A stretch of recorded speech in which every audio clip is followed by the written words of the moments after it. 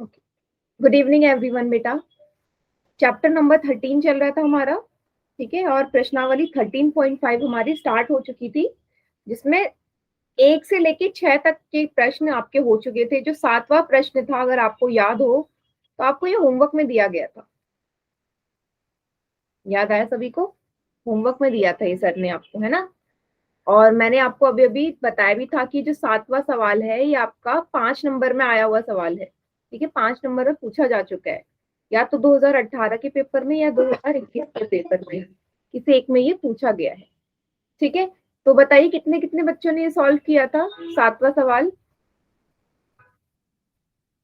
किया था आप लोगों ने? मैम हमसे सॉल्व नहीं हुआ।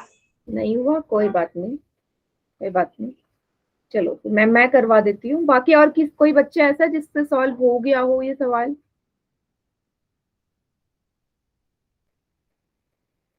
कोई भी नहीं हुआ? विकास हो गया था बेटा आपसे सॉल्व? चलिए चलिए, अच्छी बात है। जिससे हो गया था, जिससे नहीं हुआ कोई बात नहीं, मैं तो वैसे भी करवाऊंगी। तो समझ लेते हैं सवाल में बोला क्या है। बोला एक गोदाम है। सभी ने गोदाम देखा है? गोदाम ऐसी जगह होते हैं जहाँ पे चीजें स्टोर करके रखी जाती हैं, ठीक है। गोदाम में कुछ भी रखा जा सकता है, गेहूं चावल, ठीक है, कुछ भी सामान गोदाम में रखा जा सकता है। तो इसने बोल दिया जो गोदाम है वो आपका किस आकृति का है, आपको साफ नजर आ रहा है। 40, 25, 15। इससे क्या पता चल रहा है? ये डायमेंशंस देख के क्या पता चल रहा है कि क्या है? जो गोदाम है इसकी आकृति एक घनाभ की है, क्यूबॉइडल है ना। तो आपको पता है ना, जहाँ पे भी लंबाई चौड़ाई ऊंचाई दी जाए वो एक घनाभ होता है। तो इतना लंबा है, इतना चौड़ा है और इतना ऊंचा है ये घना। आगे क्या बोला है कि वह भी इस गोदाम में रखना क्या है, ठीक है। ये भी तो पता हो कि गोदाम में रखनी क्या चीज है। तो इसने बोला गोदाम में इतने 1.5 इंटू 1.25 इंटू 0.5 मीटर की माप वाली लकड़ियां रखनी है। मतलब ये जो लकड़ियां हैं बेटा, ये जितनी भी लकड़ियां हैं ये किस आकृति की है?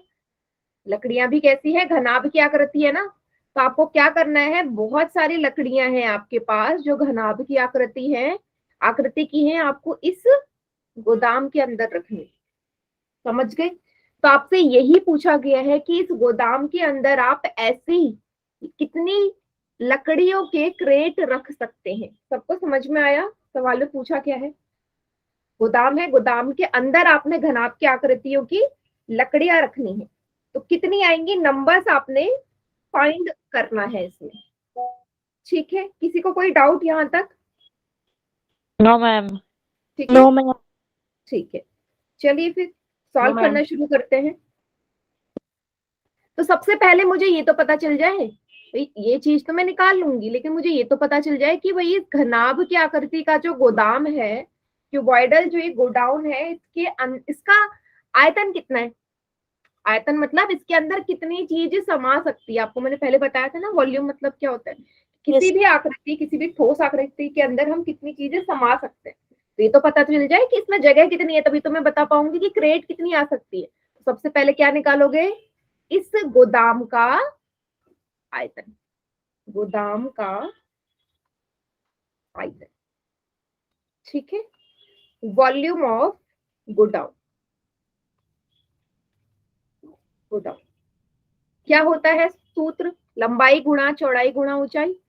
लेंथ कितनी है? 40 मीटर। चौड़ाई कितनी है? 25 मीटर। ऊंचा कितना है? ये 15 मीटर। चलो 40 और 25 को गुणा करो। 5 0 जा 0, 5 4 जा 20, 2 0 जा 0, 2 4 जा 8। तो इन दोनों को गुणा करके आ गया 1000। 1000 को 15 से गुणा करो, कितना आएगा? 15,000। 3 जीरो है, 3 जीरो आगे लग जाएंगे, 15 ऐसा का ऐसा रहेगा, है ना। देखो संख्याओं की संख्याओं से करो, 15 की 1 से करो, 15 आएगा, और 3 जीरो आगे जोड़ दो। तो कितना आ गया इसका आयतन? आयतन 15,000 मीटर क्यूब। यहां तक सभी को क्लियर हो गया? Yes ma'am. ठीक है, ठीक है। चलो ये चीज हो गई। अब बेटा मुझे ये भी तो पता चले कि जो चीज मैंने इसके अंदर रखनी है उसका उसका आपको क्या निकालना है, उसका भी आयतन या कैपेसिटी, कैपेसिटी या धारिता भी बोल सकते हो आप। कि इसके अंदर मुझे रखनी क्या है, इसके अंदर मैंने आपको बताया लकड़ी की क्रेट्स रखनी है, जिसकी आकृति भी घनाभ की है। तो बहुत सारी लकड़ियों की क्रेट रखनी है। क्या मुझे देखना है कितनी आएंगी। तो पहले ये तो पता चल जाए कि कितने, कि एक लकड़ी का क्रेट का आयतन कितना है, कितनी रखी जाएंगी वो तो बाद की बात है, पहले ये तो पता चले कि एक का कितना है, क्योंकि एक का जो आयतन होगा वही आयतन सारी की सारी लकड़ियों का होगा ना, क्योंकि सारी लकड़ियां ही एक जैसी होंगी ना। तो एक लकड़ी का आयतन निकाल लो जो अंदर रखी जानी है। ठीक है, क्या लिखोगे, लकड़ी की क्रेट का आयतन। समझे, जितना जो चीज रखा जाना है उसका भी निकालो। सेम यही फॉर्मूला, क्योंकि वो भी क्यूबॉइडल है। ठीक है, ये भी क्यूबॉइडल है, घनाभ की आकृति है, तो सेम फॉर्मूला रहेगा। चलो लंबाई कितनी है इसकी, लंबाई है 1.5 मीटर, चौड़ाई कितनी है 1.25 मीटर, ऊंचाई कितनी है इसकी 0.5 मीटर। कर देते हैं मल्टीप्लाई, 1.5 को 1.25 से मल्टीप्लाई करना है। अभी डेसिमल को छोड़ दो, डेसिमल मत लगाओ। 125 को मान लीजिए 15 से करना है, डेसिमल छोड़ दो। ठीक है, 5 पंजे 25, 2 हासिल, 5 दूनी 10 और 2 12, 1 हासिल, 5 एकम 5 और 1 6, 1 पंजे 5, 1 दूनी 2, 1 एकम 1, 5 6 7, 6 7 8 1। बेटा ये 1.25 था और ये 1.5 था, तो ऊपर 2 से लास्ट से 2 से पहले है, नीचे 1 से पहले, 2 और 1 3, मतलब फाइनल आंसर में लास्ट से 3 से पहले लग जाएगा। इसका मतलब इन दोनों को गुणा किया कितना आया, 1.875 को लास्ट में 0.5 से क्या कर दो, मल्टीप्लाई कर दो। 1.875 को इससे मल्टीप्लाई कर देते हैं हम लास्ट में 0.5 से।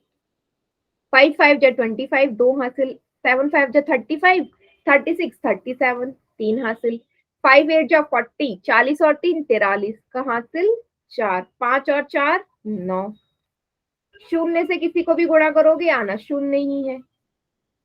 लास्ट से 3 अंक पहले, कितना आ गया 9.375 मीटर क्यूब। ये किसका आ गया भाई, जो अंदर लकड़ी की जो क्रेट्स रखी जानी है ना, उसकी लकड़ी का, एक लकड़ी का आयतन ही है। कितनी लकड़ी का आयतन है, एक लकड़ी का।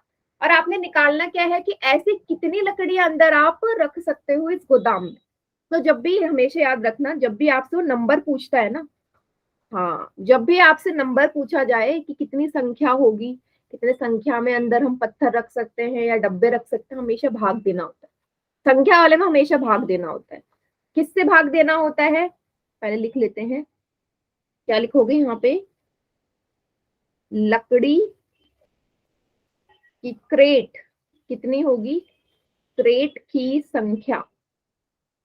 ठीक है, जिसको हम बोलेंगे नंबर ऑफ वुडन क्रेट्स। कितनी होगी बेटा, जिसके अंदर रखी जानी है उसका आयतन, जिसके अंदर रखी जाने, किसके अंदर, इस घनाभ के अंदर, इस गोदाम के अंदर, इसका आयतन को डिवाइड कर दो पर लकड़ी के आयतन से। ठीक है, पर लकड़ी मतलब एक लकड़ी के आयतन से 9.375 से। समझ में आया, हमेशा कैसे करना है, जब भी आपसे नंबर्स पूछा जाए आपको हमेशा डिवाइड करना है। डिवाइड किससे करना है, जिसके अंदर रखी जानी है चीज उसको भाग दे दो जो चीज रखी जानी है उसके अंदर। ठीक है, यहां से डेसिमल हटाओगे ऊपर क्या आ जाएगा बेटा, 3 है, 1 2 3 जीरो आ गया। ठीक है, 3 जीरो आ गया। अब इसको मैं नीचे कर लेती हूँ, अभी हम ऊपर चलेंगे। क्या लिखा हुआ है, 15,000 गुणा 1000 बटे 9375, यही लिखा है 9375। ठीक है, चलिए अब मैं क्या कर रही हूँ, इसको सॉल्व करना स्टार्ट कर रही हूँ। देखो 5 से कट जाएगा, 5 से काट के देखते हैं। 5 1 जा 5, 6 7 8 9, 4 आएगा, 5 8 जा 40, 3 हासिल, 5 7 जा 35, 2 हासिल, 5 5 जा 25, इसको काट दो, 5 3 जा 50, 0 0 0। फिर से 5 से कट जाएगा, मुझे कैसे पता चल रहा है 5 से कटेगा, लास्ट में 5 और 0 आएंगे तो 5 से पक्का कटने वाला है।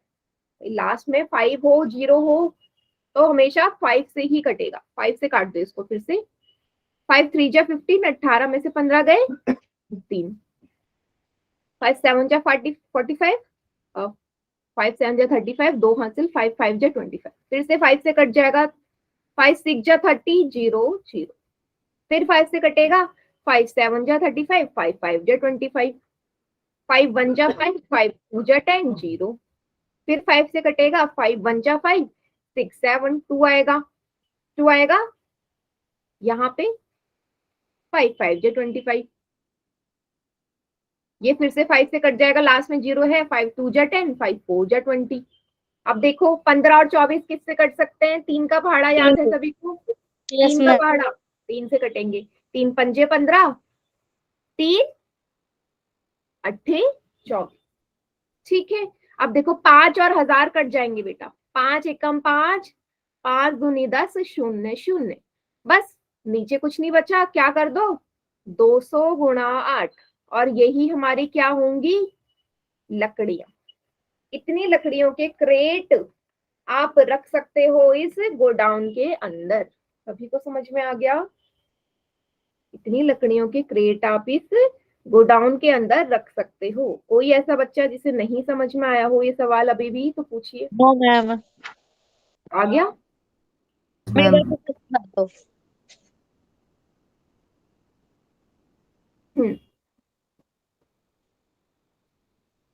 से समझा दो। फिर से समझा दूं? देखो देखो मैंने क्या किया, आपसे सवाल में यही पूछा था ना, आपसे ये पूछा था कि एक गोडाउन है, उसके अंदर आप कितनी लकड़ियों के क्रेट रख सकते हो, लकड़ियों के गट्ठर रख सकते हो कितने, ठीक है। हाँ, तो लकड़ियां कैसी हैं? घनाभ की आकृतियों की है लकड़ियां भी। तो आपको पहले क्या निकालना पड़ेगा भाई, जिस गोदाम के अंदर, जिस गोडाउन के अंदर आप ये लकड़ियां रख रहे हो, उसकी धारिता या उसकी कैपेसिटी कितनी है ना, उसके अंदर कितनी चीज आ सकती है। तो आपने पहले गोदाम का आयतन निकाल लिया यहाँ से, ये वाला। उसके बाद क्या किया भाई, जो लकड़ियां अंदर रखी जानी है उसका भी तो कुछ ना कुछ स्पेस होगा, उसका भी तो कुछ ना कुछ कैपेसिटी होगी, होगी ना, उसकी भी कुछ ना कुछ धारिता होगी, आयतन होगा। तो मैंने एक लकड़ी का निकाल लिया। एक का क्यों निकाला? क्योंकि मुझे नहीं पता कितनी है उसके अंदर लकड़ियां, मुझे पता है कितनी लकड़ियां उसके अंदर, कितनी लकड़ियां आ सकती है, वही तो निकालना है ना मैंने। तो एक लकड़ी का मैंने निकाल लिया, क्योंकि जो आयतन एक लकड़ी का होगा वो 1000 लकड़ियों का भी वही रहने वाला है। तो एक लकड़ी का आयतन आ गया। अब मुझे कुल लकड़ियों की संख्या निकालनी थी भाई, इसके अंदर कितनी आ सकती हैं, सब इसी के अंदर डालनी है, इस गोदाम के अंदर। तो क्या किया मैंने, जितना गोदाम का आपका आयतन है उसको भाग कर दिया एक लकड़ी के आयतन, आ जाएगा, ठीक है। भाग किया, आपको दिख गया यहाँ पे मैंने कैसे सॉल्यूशन किया है इसका। क्लियर? Yes ma'am.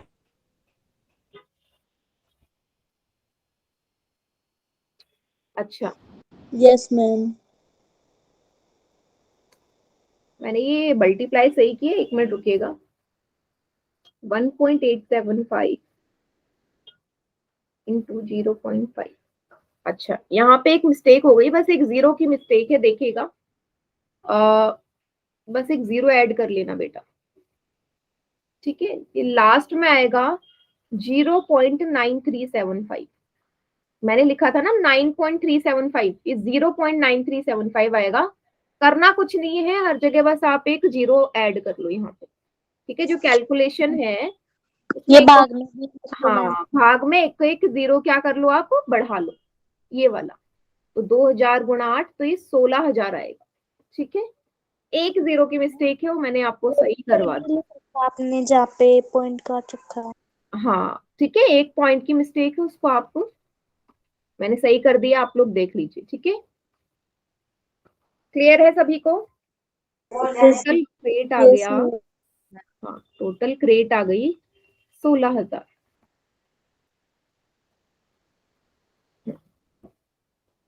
इसको कर लीजिए नोट डाउन सभी, फिर करते हैं अगला सवाल।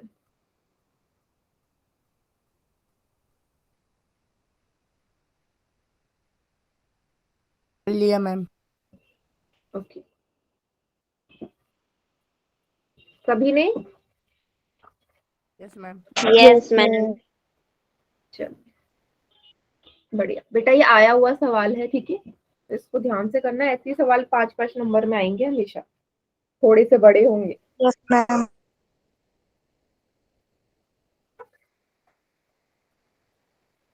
चलिए 8वां सवाल काफी बढ़िया सवाल है। ठीक है, good evening ma'am. Good evening बेटा। चलो देखते हैं 8वां सवाल क्या बोल रहे हैं आपसे। 8वां सवाल है 12 सेंटीमीटर भुजा वाले ठोस घन है। ठीक है, जितना बोला जाए उसको मैं बना देती हूँ। इसने बोल दे क्यूब है। क्यूब मतलब एक घन है जिसकी भुजा या किनारा या एज साइड आपको कितनी देर की है, 12 सेंटीमीटर। बना लेते हैं। ठीक है, आपको पता है जो घन होता है, क्यूब होता है, उसकी सारी की सारी भुजाएं समान होती है ना, लंबाई चौड़ाई ऊंचाई तीनों ही एक जैसी होती है। तो आपको दे दिया वो 12 सेंटीमीटर है, हर जगह से 12 सेंटीमीटर ही होने वाला है। आगे क्या बोला, घन को बराबर आयतन वाले 8 घनों में काटा जाता है। मैंने क्या किया, इसको ना यहाँ से काट के ना, हर जगह से काट के 8 घनों में तोड़ दिया। इस तरीके से इस बड़े घन को काटा कि ये कैसे टूट गया, 8 छोटे छोटे बराबर आयतन वाले घनों में, 8 छोटे छोटे क्यूब्स में तोड़ दिया मैंने इसको, जिसका जो वॉल्यूम था जो सेम था। समझ गए, मतलब एक बड़ा क्यूब था, उसको आपने तोड़ते गए, कितने क्यूब बन गए उससे, 8 बन गए। ठीक है, और 8 भी कैसे, सब एक जैसे बराबर। पूछा क्या है आपसे, आपसे पूछा है नए घन की भुजा क्या होगी। आपको ये तो नहीं पता ना इसकी भुजा कितनी है, तो पता ही नहीं, बन तो गया नया घन, लेकिन उसकी भुजा कितनी है ये तो आपको नहीं पता। यही आपने निकालनी है। पहला पार्ट ये है कि आपको भुजा निकालनी है, दूसरा पार्ट है साथ ही इन दोनों घनों के पृष्ठीय क्षेत्रफल। ठीक है, पहले भुजा तो निकल जाए। वेरी गुड कुलदीप, पहले भुजा तो निकल जाए, उसके बाद ही तो आप पृष्ठीय क्षेत्रफल निकालोगे। कैसे निकालेंगे, बहुत ही इजी है। अच्छा, आपसे मेरा एक सवाल है बेटा, अगर आप ग्लास के पानी को कटोरे में डालते हो, आपके पास ग्लास में पानी है, उस पानी को आप कटोरे में डालते हो, तो पानी कम होगा या ज्यादा या सेम रहेगा। मैम सेम रहेगा। Yes ma'am. सेम रहेगा ना, कोई ऐसा जो बोले कि कम होगा या ज्यादा होगा, सेम रहेगा, है ना। हमने ग्लास का पानी किसी और दूसरे बर्तन में डाल दिया तो सेम ही तो रहने वाला है। ठीक, तो बेटा हमेशा याद रखना, आयतन कभी भी नहीं बदलता, वॉल्यूम कभी चेंज नहीं होगा। मतलब बेटा आप इसी क्यूब से तो ये बना रहे हो ना, इस बड़े वाले घन से ही तो छोटे घन बना रहे हो, इसका मतलब जो बड़े वाले घन का आयतन रहेगा वो 8 छोटे घनों के आयतन के बराबर होगा या नहीं, बताइए। बड़ा घन जिसका आयतन का सूत्र क्या होता है, अच्छा ये मैंने कर दिया, जो बड़ा वाला घन है उसका जो आयतन होगा वो छोटे वाले घन के आयतन के बराबर होगा। कितने कितने घन है छोटे, 8 है ना, बड़े वाले से तो 8 में टूट रहा है। बड़े वाले आप क्यूब के वॉल्यूम का क्षेत्रफल, वॉल्यूम का सूत्र क्या होता है, 1 की घात 3, छोटे वाले का 1 की घात। आपको ये समझ में आ रहा है जो मैंने लिखा है। मैंने आपसे बोला कि जो बड़ा वाला घन है, ये 12 सेंटीमीटर वाला जो नजर आ रहा है, इसी को तोड़ा आपने 8 घनों में, तो भाई जो बड़े वाले का जो आयतन होगा वो बराबर हो जाएगा ना 8 छोटे छोटे घनों के आयतनों के बराबर। इसी से तो बना रहे हो आप। ठीक है, क्लियर हुआ सभी को ये चीज। मैंने क्या किया, यस मैम। मिट्टी थी आपके पास, बहुत सारी गीली मिट्टी थी या चिकनी मिट्टी, सभी को क्ले पता है ना, क्ले से हम चीजें बनाते हैं। तो क्ले थी, आपने इतना बड़ा क्ले था आपके पास, उसी को तोड़ के छोटे छोटे गोले बनाने शुरू कर दिए। भाई जितना ये क्ले का होगा उतने उतने ही तो इसके गोले बनेंगे, चेंज तो होगा नहीं ना, क्ले कम ज्यादा हो सकती है क्या नहीं हो सकती ना। इसका मतलब जो बड़े वाले का आयतन होगा वही छोटे वाले का आयतन होगा। अब 8 से क्यों गुणा किया, क्योंकि 8 छोटे छोटे घन बना रही हूँ मैं। ठीक है, अब बड़े वाले का आपको भुजा पता है, ए मतलब भुजा होता है या किनारा, बड़े वाले का क्या है भुजा, 12, 12 की घात 3। छोटे वाला ए, ये आपने निकालना है, ये तो पूछा है कि छोटे वाले घन का भुजा क्या होगा। 12 की घात 3 मतलब 12 गुणा 12 गुणा 12, और ये 8 उस तरफ जाएगा तो भाग हो जाएगा ना, क्योंकि यहाँ गुणा में उधर जाके भाग हो जाएगा। काट दीजिए जो संख्या कट रही है, 2 4 जाए 2 6 जा 12, 2 2 जा 4, 2 6 जा 12, 2 1 जा 2, 2 6 जा 12, सब कट गए। क्या बच गया, 1 की घात 3 बराबर, अच्छा इसको मैं यहाँ लिख लेती हूँ, क्या बचा a की घात 3 बराबर 6 गुणा 6 गुणा 6। अब a की घात 3 है, मुझे तो a का मान चाहिए, तो जब ये घात को उस तरफ ले जाऊंगी तो क्या बन जाएगा, घनमूल। हमने पढ़ा है ना क्यूब रूट, जब पावर 3 उस तरफ जाती है तो क्यूब बन जाती है ना पावर, क्यूब रूट याद है सभी को, घनमूल। Yes square ma'am. बन जाता है, स्क्वायर रूट बन जाता है। अच्छा, डिवाइड करके बता देती हूँ। हाँ देखो देख ले बस बेटा, जतिन आपका माइक ऑन है। देखो डिवाइड कैसे किया मैंने, 2 का पहाड़ा पड़ा, 2 के पहाड़े में 8 कितनी बार आता है, 4 बार, 2 चौके 8, 12 कितनी बार आता है, 6 बार। 2 के पहाड़े में 4 कितनी बार आता है, 2 बार, 2 दूनी 4, 2 छक्के 12, देख ले बस 2 छक्के 12। क्या है बेटा, 6 गुणा 6 गुणा 6। ठीक है, मुस्कान के नाम से जो बच्चा है, क्लियर हो गया। 6 गुणा 6 गुणा 6 कैसे आया, 2 से काट। ठीक है, हाँ चलिए, अभी घनमूल हो गया। आपको पता है घनमूल में बेटा कितने के जोड़े बनते हैं, एक जैसे संख्या, 3। 3 संख्या एक जैसी होंगी तो जोड़ा बनेगा, और उसमें से एक संख्या क्या आ जाएगी, बाहर आ जाएगी। बस ये मेरा उत्तर हो गया। मतलब जो छोटा घन है, छोटा जो घन है उसकी भुजा या किनारा कितना हो, मीटर का। क्लियर हो गया सभी को। Yes ma'am. एक बार फिर से देख लो, फिर बताओ क्या समझ में आ गया है, तो फिर इसका अगला पार्ट हम करते हैं।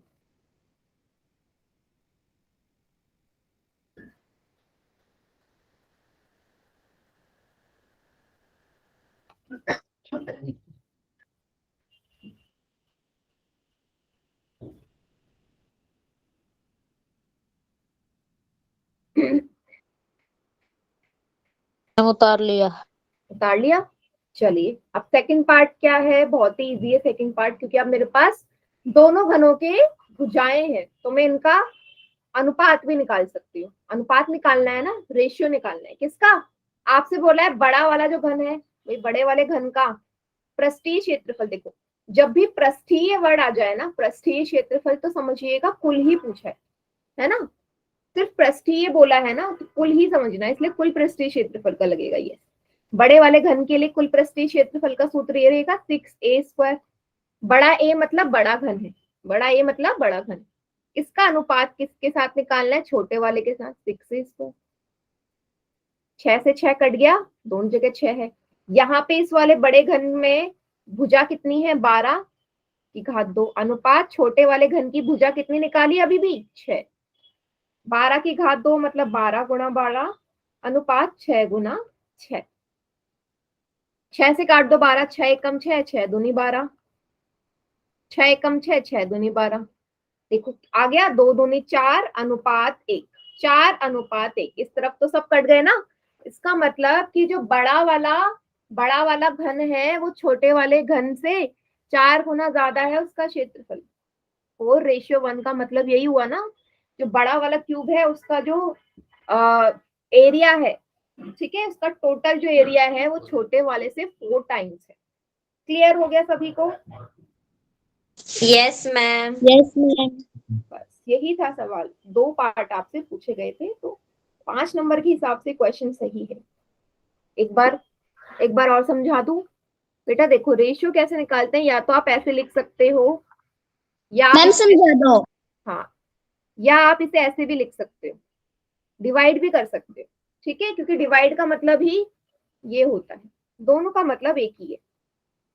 ठीक है, तो चाहे आप इसको ऐसे लिखो चाहे आप इसे ऐसे लिखो, एक ही बात है। चलो आप डिवाइड करके लिख लो। ए का मतलब क्या है बेटा, कैपिटल ए का मतलब क्या है, कैपिटल ए का मतलब है बड़ा वाला घन का भुजा। 6 की जगह 6, बड़ा घन क्या है, 12 है, उसकी भुजा, उसकी घात 2। छोटा वाला घन की भुजा आपने 6 निकाली थी, उसकी घात 2। 6 से 6 कट गया, क्या बचा, 12 की घात 2, 12 गुणा 12 लिखोगे ना 12 की घात 2 को, 12 की घात 2 मतलब 12 2 बार है, 6 की घात 2 मतलब 6 गुणा 6, काट दो, 6 एकम 6, 6 दूनी 12, 6 एकम 6, 6 दूनी 12। ऊपर क्या बचा, 2 गुणा 2 4, और नीचे आया 1, 4/1 मतलब 4 अनुपात 1। ठीक है, ऐसे भी कर सकते हैं, आपकी मर्जी। मुस्कान के नाम से क्लियर क्यों बेटा? माइक क्यों ऑन हो रहा है बीच बीच में?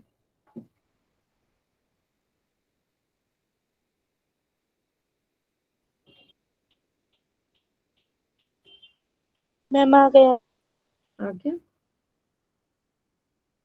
चलिए नोट डाउन कर लो, फिर अगला सवाल करते हैं। मैम कर लिया। Yes ma'am.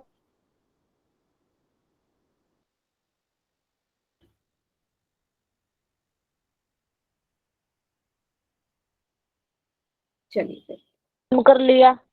ओके, 9th सवाल देखो, 9th इसका आखिरी सवाल है, चलो ये देख लेते हैं। क्या बोला है? एक नदी है, नदी की बात करी है जो 3 मीटर गहरी है और 40 मीटर चौड़ी है, ठीक है।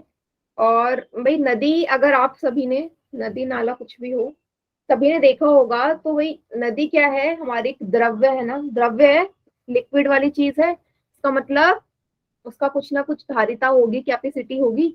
इसका मतलब कि जो नदी है वो अगर गहरी है 3 मीटर, 40 मीटर चौड़ी है, दैट मीन्स उसकी जो शेप होगी नदी की, नदी की शेप अगर मैं मानूं तो एक घनाभ ही होगी ना, होगी या नहीं? कि चौड़ाई और ऊंचाई, गहराई दे रखी, चौड़ाई और गहराई दे रखी है, इसका मतलब वो जो नदी है वो एक क्यूबॉइडल शेप में है।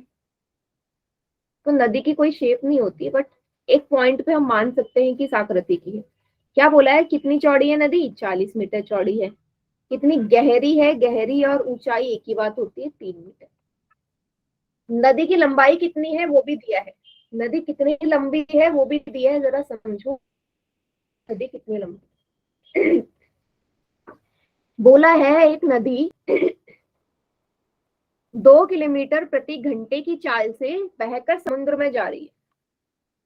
भाई ये बह रही है नदी, किस स्पीड से बह रही है? चाल क्या है इस नदी की? 2 किलोमीटर प्रति घंटा की स्पीड से जाके ये समुद्र में जाके मिल जाती है।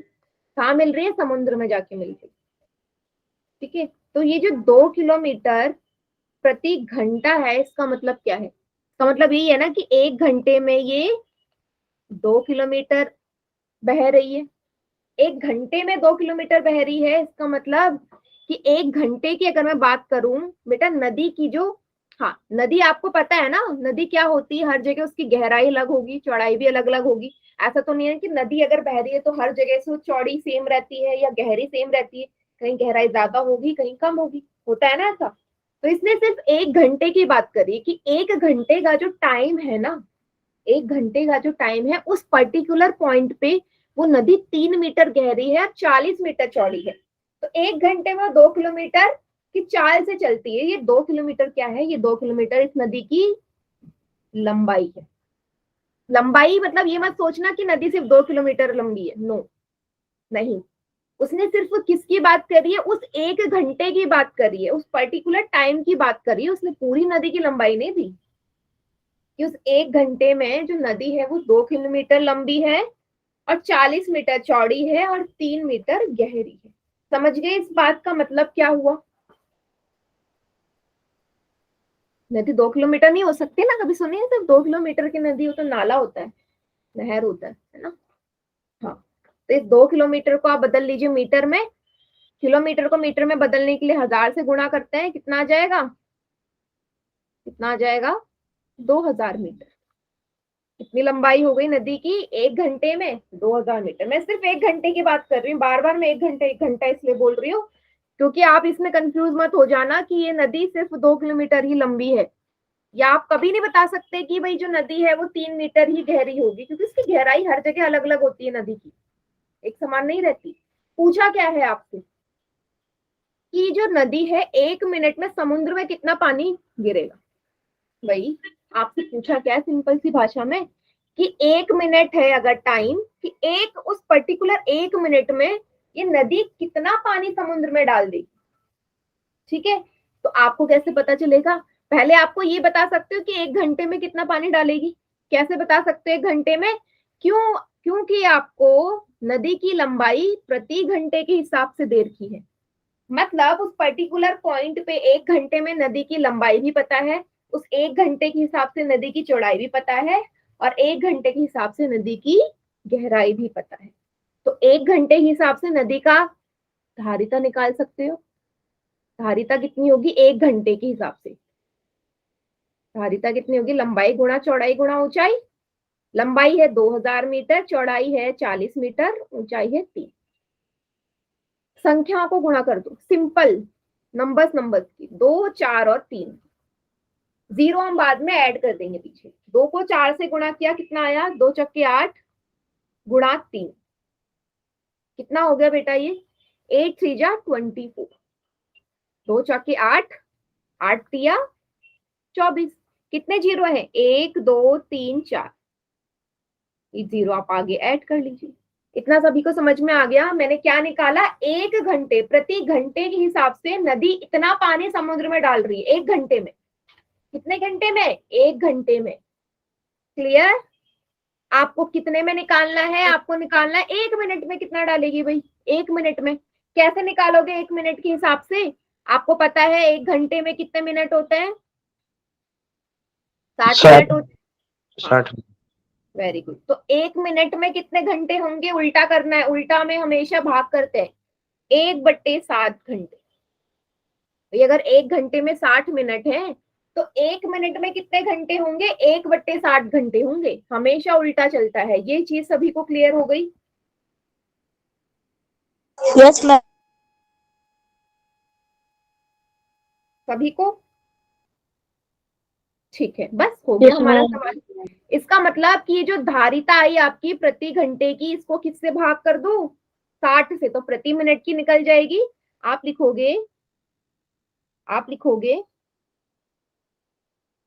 1 मिनट में पानी गिरेगा। कितना गिरेगा भाई? जितना 1 घंटे में गिर रहा है उसको 60 से भाग कर दो। 1 घंटे में कितना पानी गिर रहा है समुद्र में? इतना बटे 60। तो 1 मिनट का निकल जाएगा। 0 से 0 कट गया, 6 से काट दो, 6 4 जा 24, 0 0 0। 4000 मीटर क्यूब का पानी नदी में गिरेगा। अगर आप इसे लीटर में कन्वर्ट करना चाहते हो, लीटर में भी बदल सकते हो। लीटर में बदलना आता है? अगर चाहते हो लीटर में आया आंसर, क्योंकि धारिता है तो लीटर में निकाल सकते हैं हम। बेटा 1 मीटर क्यूब में 1000 लीटर होते हैं ना? होते हैं। तो भाई 4000 मीटर क्यूब में कितने लीटर होंगे? क्या कर दोगे? 4000 को इससे गुणा कर दो, यही तो होगा। हाँ या ना? 1000 से। बताइए, ये चीज क्लियर है सभी को?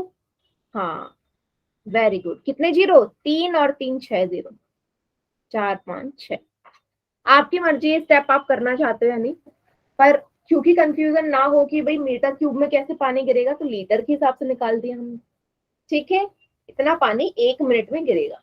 वैसे अगर ये 2 मिनट में पूछ लेते तो भी निकाल सकते थे, 10 घंटे में पूछ लेते तब भी निकाल सकते थे, 2 घंटे में पूछ लेते तब भी निकाल सकते थे, इवन सेकंड्स में भी पूछते ना कि 1 सेकंड में कितना पानी गिरेगा, वो भी निकाल सकते थे। क्लियर सभी को सवाल ये? Yes, ma'am. ठीक, नोट डाउन कर लीजिए इसे।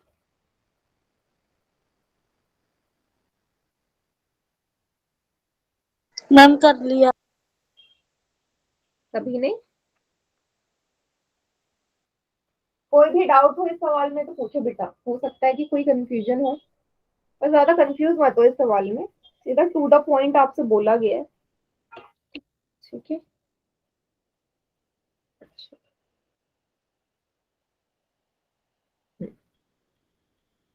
चलिए, तो ये वाली एक्सरसाइज भी हमारी हो चुकी है कंप्लीट।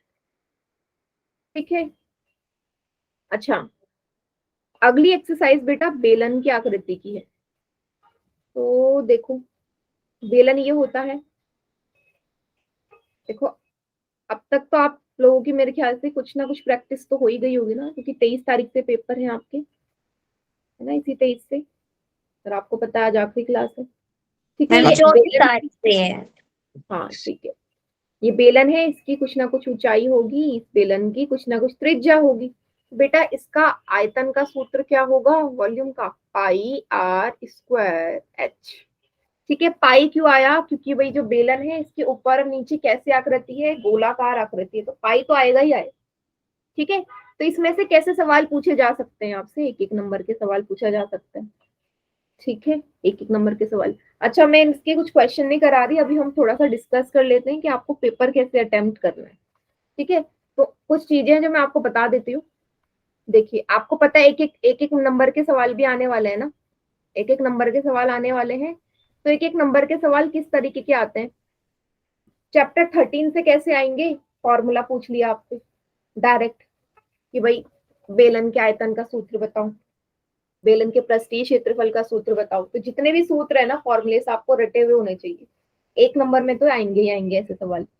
ठीक है, और कैसे सवाल आ सकते हैं एक नंबर में, एक नंबर में ऐसे सवाल आ सकते हैं जिसमें डायरेक्ट पूछ ले, डायरेक्ट पूछ ले मतलब जैसा अभी पिछली एक्सरसाइज हमने करी, आपसे बोल दे कि भाई एक घनाभ है जिसकी लंबाई है 2 मीटर, चौड़ाई है 5 मीटर और ऊंचाई है 10 मीटर। ठीक है, या 1 मीटर की ऊंचाई है, तो इसका आयतन क्या होगा। ठीक है, जहां डायरेक्ट फॉर्मूला लगे वहां पे भी एक एक नंबर के ही सवाल बनते हैं, डायरेक्ट आपको मल्टीप्लाई करना था, ये भी एक एक नंबर में ही पूछे जाएंगे ऐसे सवाल। ठीक है, जो टू द पॉइंट वाले हैं, डायरेक्ट फॉर्मूले में वैल्यू पुट करो आपका आंसर आ जाए। ठीक है, फिर बात करते हैं प्रोबेबिलिटी वाले चैप्टर की, प्रायिकता है ना, प्रोबेबिलिटी वाले चैप्टर में से क्या आ सकता है आपका, तो प्रोबेबिलिटी बहुत इजी चैप्टर है, तो एक एक नंबर में आपसे यही पूछेंगे। कैसे सवाल पूछ सकते हैं कि जो प्रायिकता है आपके किसके बीच लाई करती है, आपको पता है 0 और 1 के बीच में, है ना, 0 और 1 से ना तो प्रायिकता 0 से कम हो सकती ना 1 से ज्यादा हो सकती, 1 मतलब 100%, है ना। आप कोई चीज ये नहीं बोल सकते ना कि भाई ये 200% हो सकती है, आप क्या बोलते हो कि 100% ही होगी ना, तो 1 से बढ़ के कोई चीज नहीं हो सकती प्रायिकता में, पॉसिबिलिटी। और 0 से कम, नेगेटिव में तो कुछ हो ही नहीं सकता, 0 से कम का क्या मतलब है, माइनस में जाना। अब ये नहीं बोल सकते ना कि भाई ये चीज होने के चांसेस -5% है, बोलते हो कभी, नहीं। तो इसलिए जो प्रोबेबिलिटी है वो 0 और 1 के बीच में ही रहती। ठीक है, और क्या पूछ सकते हैं इसमें, सिंपल सिंपल से, 9th में ज्यादा प्रोबेबिलिटी का है नहीं, 10th में आते हैं आपके अलग अलग सवाल। ठीक है, जैसे एक सिक्का फेंका गया, है ना, आपको पता है जब सिक्का फेंका जाता है एक हेड होता है और एक टेल होता है उसमें, है ना। आपसे ये पूछ लिया जाए कि एक सिक्का एक बार उछाला, भाई एक बार उछाला तो आउटकम क्या बनाएंगे, क्या क्या चीजें आएंगी। आपने पहली बार सिक्का फेंका, या तो हेड आएगा या तो टेल आएगा, या तो हेड आएगा या टेल आएगा। अब आपसे पूछ लिया भाई हेड आने के चांसेस क्या हैं, हेड कितनी बार आएंगे, फॉर्मूला क्या होता है कि जितने ये आउटकम है या तो हेड आएगा या टेल, टोटल 2 हो गए ना। और हेड के लिए पूछा तो हेड कितनी बार आ सकता है, एक ही बार तो आ सकता है ना। भाई एक बार सिक्का उछाओगे 2 बार हेड आएगा कभी, बताओ। एक बार सिक्का उछालोगे 2 बार हेड आ सकता है, यस मैम। इम्पॉसिबल है। सेम वही अगर वो टेल की पॉसिबिलिटी पूछ लेते कि भाई टेल कितनी बार आएगा, बताओ। टेल भी तो एक ही बार आएगा ना 2 में से। ये जो नीचे 2 लिखा है, 2 मतलब कि कोई चीज कितनी बार हो रही है, कोई चीज कितनी बार हो रही है। ठीक है, अच्छा, ये भी आपके एक एक नंबर के सवाल बनेंगे इसमें से। अच्छा अच्छा, ये मुझे बताओ, जब आप पेपर अटेम्प्ट करते थे हाफ ईयरली में, तो आप सबसे पहले कौन से सवाल करते हो, एक एक नंबर वाले, 3 3 वाले या 5 5 वाले, कैसे करते हैं आप लोग। एक एक नंबर वाले। देखो, सबकी अपने अपने प्रेफरेंस हो सकती है, कोई बच्चा ऐसे होगा जो 5 5 नंबर वाले पहले करता होगा, हो सकते हैं ऐसे भी बच्चे हो। ठीक है, सबकी अपनी अपनी मर्जी होती है, तो आपको जिस हिसाब से सही लगता है ना आप वैसे करना, मैं ये नहीं बोलूंगी कि पहले एक एक नंबर वाले ही करो। ठीक है, आपको जैसे सही लगता है वो आपको ही पता होगा, आप उस हिसाब से हमेशा अटेम्प्ट करना पेपर। ठीक है, और क्या होगा, हाँ देखो, अगर कोई ऐसा क्वेश्चन फंस जाए जो आपको आ ही नहीं रहा, आपको समझ में नहीं आ रहा कि उसमें करना क्या है, तो अगर वो ज्योमेट्री से रिलेटेड है तो एटलीस्ट डायग्राम तो आप बना ही दो। मैंने आपसे बोला ना डायग्राम के भी मार्क्स होते हैं, डायग्राम आपको ज्योमेट्री में कभी भी नहीं छोड़ना, डायग्राम बनाना ही बनाना है हमेशा, कि मार्क्स मिल जाएंगे उसके आपको, भले फॉर्मूला याद ना हो, डायग्राम बना दो तो आधा एक नंबर मिल जाता है आराम से। ठीक है, और फॉर्मूलेस तो आपको याद होने ही चाहिए बेटा। ठीक है, पूरी बुक आ रही है तो आपको पता है चैप्टर नंबर जो 2 है उसमें कितने सारे फॉर्मूलेज हैं, 9 या 10 फॉर्मूले हैं उसमें, है ना, 2 वाला जो चैप्टर है।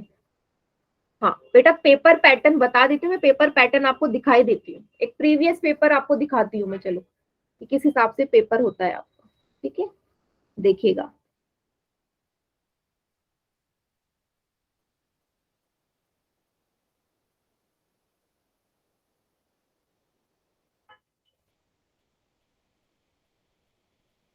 देखते हैं।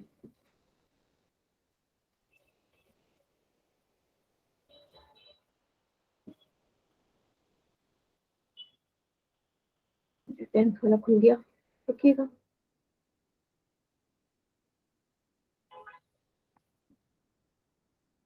पेपर मैं आपको शो कर देती हूँ, 2021 का पेपर है ये, ठीक है, 2 साल पहले जो आया हुआ था आपके हरियाणा बोर्ड में, मैथ्स का पेपर है ये।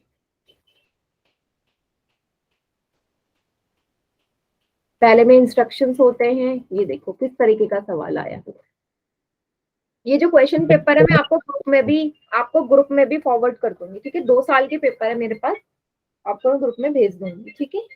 ये देखिए कैसा है, ये एक एक नंबर वाले, सेक्शन ए आपका एक एक नंबर वाला होता है ना।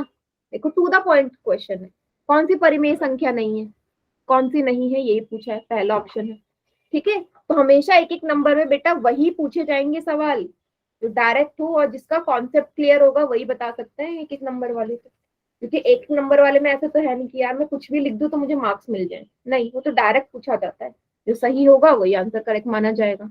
देखो दूसरा सवाल, इसको पी बटे क्यू के रूप में करना है, परिमेय संख्या बतानी है, 2 परिमेय संख्याओं के बीच में अनगिनत परिमेय संख्याएं होती हैं, ठीक है, 3 और 4 के बीच में बतानी है, ठीक है।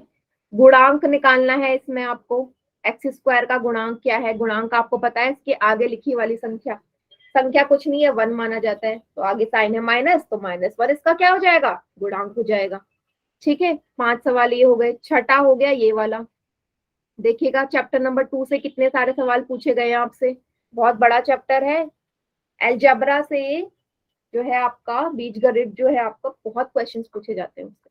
देखो छठा सवाल फिर से गुणनखंड पूछ लिया आपको, आपसे, है ना, फैक्टराइज करना आता होगा आपको मिडिल टर्म स्प्लिट से, फिर इसके पूछ लिए, देखो ये सवाल के आपसे पूछ लिए, ठीक है। फिर आपसे पूछ लिया शून्यक निकालना, शून्यक निकालना, इससे तो एक सवाल बनना ही बनना है, शून्यक कैसे निकालते हैं, ठीक है। इसका गुणनखंड गुणनफल बोल दिया आपसे, मल्टीप्लाई करके दिखाना है ना, यहाँ पे आपकी या तो आप आइडेंटिटी लगा सकते हो, है ना, चौथी वाली, या डायरेक्ट मल्टीप्लाई भी कर सकते हो, ठीक है। देखो गुणनफल पूछ लिया आपसे, फिर आपसे हल पूछ लिया, हल मतलब एक्स का मान क्या होगा, हल पूछ लिया 10वें सवाल में। देखो सारे के सारे आपके अलजेब्रा के ही क्वेश्चन, इसका हल क्या होगा, हल मतलब एक्स और वाई का मान क्या निकाल लोगे आप, वो टेबल बनाते थे ना ग्राफ वाला, ठीक है, क्या करते, एक बार एक्स 0 रखते हो, एक बार वाई 0 रखते हो, ऐसे निकालते हो वैल्यू, ऐसा सवाल आ गया देखो, ठीक है। और किस तरीके के सवाल आएंगे, 11वां सवाल ये हो गया।